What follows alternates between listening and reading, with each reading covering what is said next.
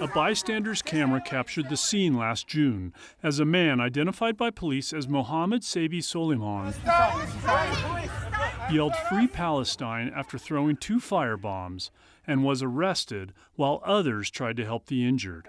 The peaceful Run for Your Lives march was aimed at calling attention to Israeli hostages held in Gaza. Nearly a year later, court documents obtained by 9 News Investigates show that Soliman will plead guilty to all charges in state court on Thursday, including first-degree murder. In federal court, where he's accused of a hate crime, prosecutors haven't decided whether to seek Mr. Soliman's execution. While those criminal cases are pending, the status of his former wife and their 5 children, who have not been implicated in any way in last year's attack, is uncertain. Their attorneys are fighting to keep them in the U.S., arguing that they're needed as character witnesses in Soliman's federal case, but Immigrations and Customs Enforcement has worked hard to deport them. The same day a White House social media post called for their removal, federal agents took them into custody, holding them for more than 10 months in Texas. Most recently, this series of events. A federal judge in Texas ordered their release. The next day, they drove to Colorado Springs, where they lived before being detained.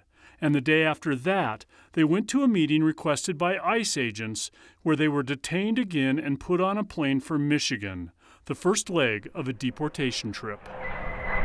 They were in the air when another federal judge ordered that they be returned to Denver, where 9 News Investigates was waiting as the plane landed. Soliman's children and former wife stepped off and prayed before federal agents drove them away. Now they remain in limbo, awaiting a hearing that's not yet been scheduled. If Soliman does indeed plead guilty to first-degree murder on Thursday, he faces a sentence of life in prison with no possibility of parole. But there's an ongoing disagreement between federal authorities and many state prosecutors about whether someone convicted of breaking Colorado law should serve that sentence before any deportation effort. As for the federal hate crimes charge, Soliman has agreed to plead guilty there as long as he's sentenced to life in prison. But so far, federal prosecutors have not signaled whether they would agree to that and forego the death penalty.